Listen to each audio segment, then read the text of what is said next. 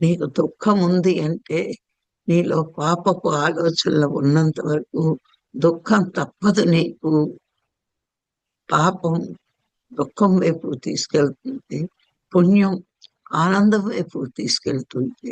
ఎందుకు ఈరోజు మనము ఆత్మే పరబ్రహ్మం అనే పరమ సత్యాన్ని నేర్పడానికి పరమాత్మే మనకి గురువుని పంపి ఆ సత్యాన్ని నేర్పాడు.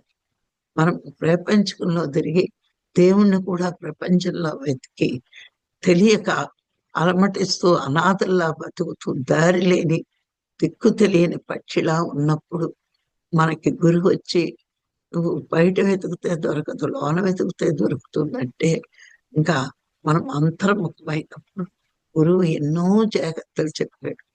ఏ జాగ్రత్తలు? చిన్ని చిన్ని పాపాలకే చిన్ని చిన్ని రోగాలు అని, పెద్ద పెద్ద పాపాలే పెద్ద పెద్ద రోగాలు అని.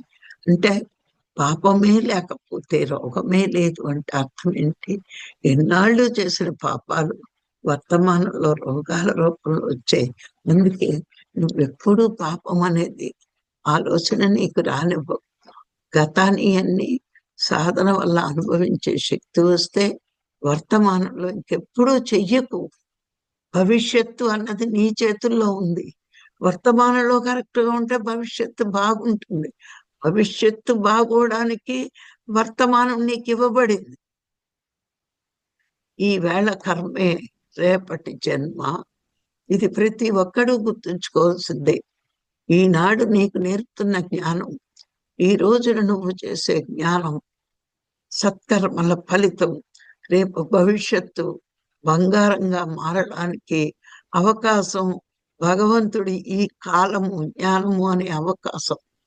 ఒక సద్గురువును పంపి కాలం విలువ, జ్ఞానం విలువ, ధ్యానం విలువ నేర్చుకున్నావు.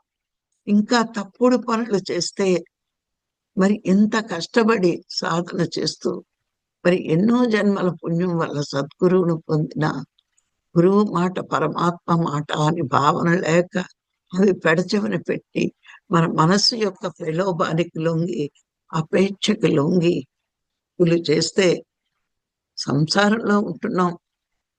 మరి మనకి కోరికలు మించి ఉండకూడదు. తీరగలిగే కోరిక ఉంటే తీర్చుకోవచ్చు. భగవంతుడు గమనించండి, 2 పూట్ల తినే ఇంట్లో మరి ఉండే ఇంట్లో పుట్టాము అంటే అంత పుణ్యం మనం చేసి వచ్చాం.